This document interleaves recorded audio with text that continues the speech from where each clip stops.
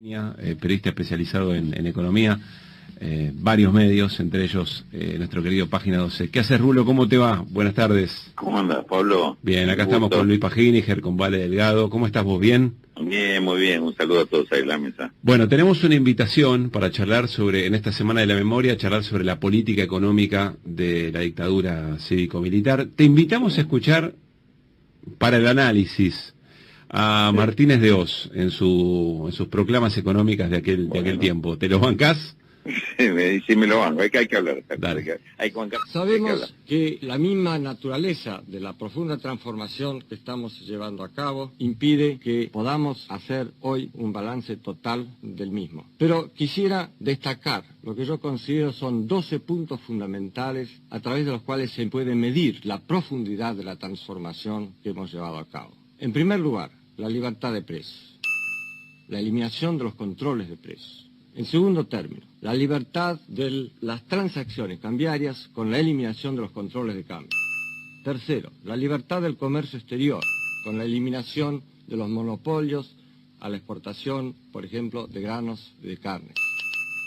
Cuarto, la libertad de exportación, a través de la eliminación de las prohibiciones y de los impuestos a las exportaciones.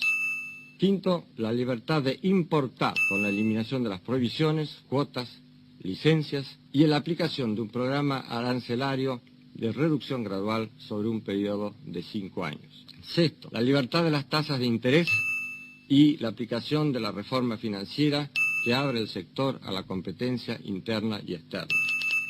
Séptimo, la liberación de los alquileres y la eliminación del control que afectaba la posibilidad de la colaboración de la construcción privada para contribuir a eliminar la escasez de viviendas producida por esa misma causa. Octavo, la eliminación de las tarifas políticas de los servicios públicos. Noveno, la eliminación de los subsidios y las protecciones excesivas para ciertos sectores privilegiados de la economía que distorsionaban la misma. Décimo, la libertad de la contratación de los salarios sobre las bases de los salarios establecidos como mínimos por el Estado. 11. La libertad para las inversiones extranjeras bajo reglas justas y sanas, tanto para el interés nacional como para los inversores. Y 12avo, la libertad para la transferencia de tecnología en un marco que promueva y no obstaculice este movimiento fundamental para la modernización de nuestra economía de acuerdo a los más altos intereses nacionales. Quiero aclararle a la audiencia, quizá por la calidad de audio, que no estábamos escuchando al representante de AEA, la Asociación Empresaria Argentina, en sus planteos actuales. Estamos escuchando a Martínez de Oz, ministro de Economía de la dictadura cívico-militar, en 1980. Las tildes, Rulo, audiencia, son nuestras.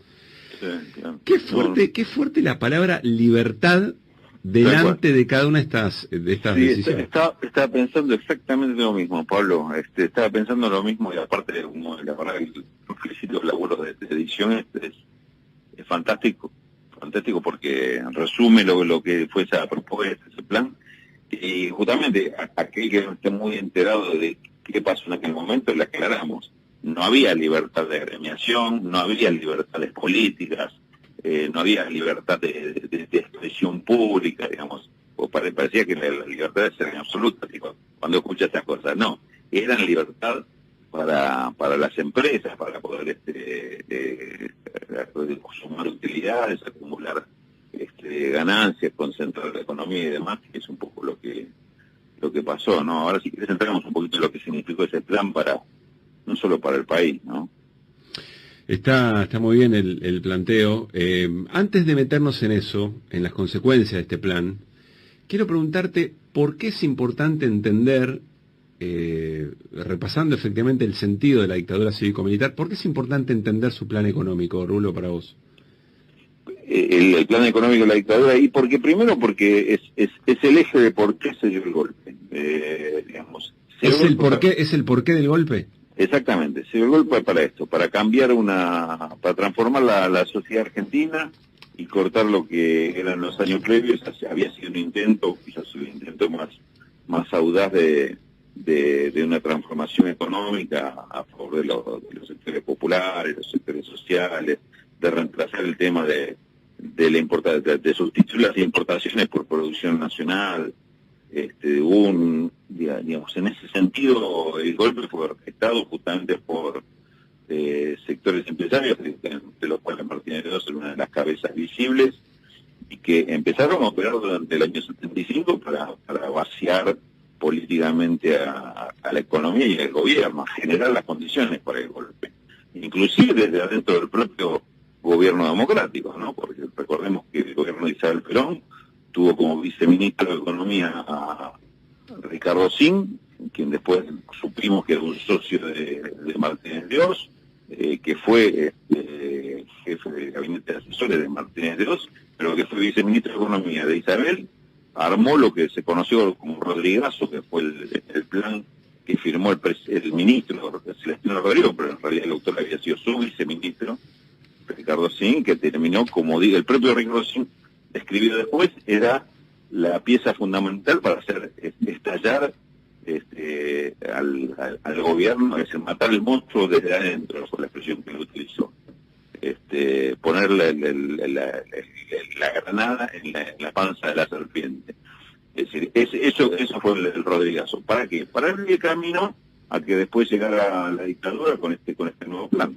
Esto lo describe muy bien Ricardo Sin en un libro que él mismo escribió, que salió en agosto del 76, es decir, poquitos meses después del golpe, donde él describe esto con lo que él titula diciendo ¿por qué formé parte del peor gobierno de la historia argentina?, refiriéndose al gobierno de Isabel Perón.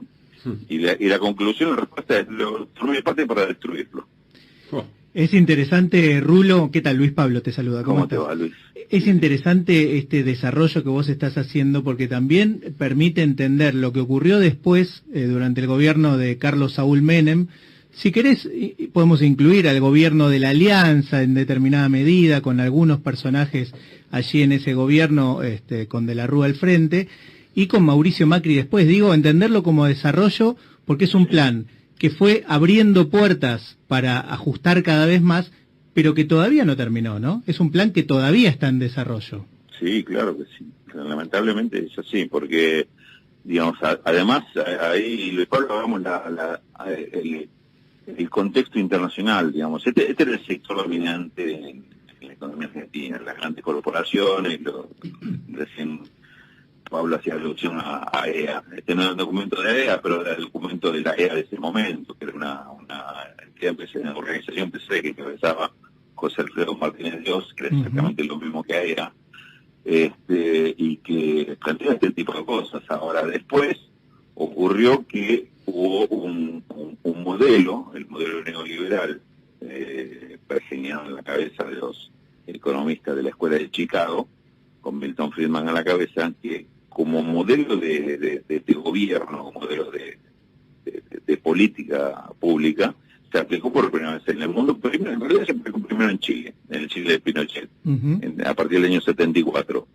No del 73, el golpe fue en el 73, pero fue el segundo ministro de Economía de Chile, el ministro que venía de los Chicago Boys. Y en Argentina en el 76. No de casualidad, esto se aplica de la mano de las dos dictaduras más sangrientas que hemos tenido en la historia de Latinoamérica, porque por las dudas el plan se aplicaba con los fusiles atrás, porque por las consecuencias sociales que esto iba a traer, claro. Y para no tener una reacción. Ese modelo que se instauró tanto en Chile como en Argentina, recién a fines de la década del 79-80 se convirtió en modelo internacional cuando llegan Ronald Reagan al poder en Estados Unidos y Margaret Thatcher en Gran Bretaña, que ahí sí lo convierten en un modelo global, digamos, pero el banco de pruebas fueron nuestros países, fue el Consur. Por eso es tan importante el inicio de ese modelo neoliberal y lo que significó esa política en Argentina. Por eso fueron tan importantes y le prestaron tanta atención los principales centros de poder a lo que pasaba en Argentina en ese momento. Y como vos decís bien, es un modelo que se instauró y todavía existe el modelo neoliberal y sigue provocando consecuencias. En el caso particular de Argentina, provocó una feroz concentración económica que todavía la seguimos padeciendo, ¿no? Sí, y que tiene candidatos, ¿no? Tiene candidatos, me refiero, Mauricio Macri hace poquito apareció con un libro, pero hay un montón de políticos liberales o autodenominados liberales que propugnan la continuación de ese modelo, la profundización de ese modelo. Siempre lo tuvo los candidatos, y fíjate que hay un detalle interesante también para repasar. En un momento de estos años que han recurrido desde ese golpe, en Argentina los economistas empezaron a tomar un rol político que antes no tenían. Los ministros de Economía empezaron a tener tanto poder o más poder que los presidentes. Y apareció, por ejemplo, Domingo Cavallo, empezamos a hablar bueno, el caso de Mauricio Macri es el caso más emblemático del empresario de los grandes grupos económicos, que llega directamente él. Ya no es que ellos nombran al presidente, uno de ellos llega a ser el candidato a presidente y ganar una elección. Es decir, siempre tuvieron candidatos, ¿no? Digamos, desde inclusive de antes, cuando teníamos al Sogaray participando en las elecciones, o el Partido Nueva Fuerza, y después fue con la UCD, y después fue Menem, que se convirtió desde el peronismo al neoliberalismo en una semana, y Cavallo ya candidato a presidente después. Bueno, todo esto lo hemos conocido, pero implementó no solo un modelo económico, sino un modelo político. Claro. Vamos a discutir en función de las reglas que establecía el neoliberalismo. La discusión se dividió entre estatistas o intervencionistas, como nos llamaban, y libres empresarios o libres mercadistas, cuando en realidad esto era parte de la falacia, porque esto que recién describía el muy buen resumen que hizo la producción con respecto a las distintas libertades. Esto no era un ejercicio de libertad lo que se estaba proponiendo, era un ejercicio de control por parte de las grandes corporaciones del país, es decir, liberar cotos de casa donde ellos eran los cazadores. Entonces, el tema de las grandes corporaciones desaparecía del escenario. Si peleaban los libres mercadistas contra los intervencionistas o contra los estatistas. Claro. Y las corporaciones, ¿dónde estaban en esa pelea? Estaban absolutamente ausentes, ¿no? Eso también es otro lindo punto. Para mí es de lo posible. Invisibilizó el poder, ¿no? O sea, la famosa mano invisible, en este caso no es la mano invisible del mercado que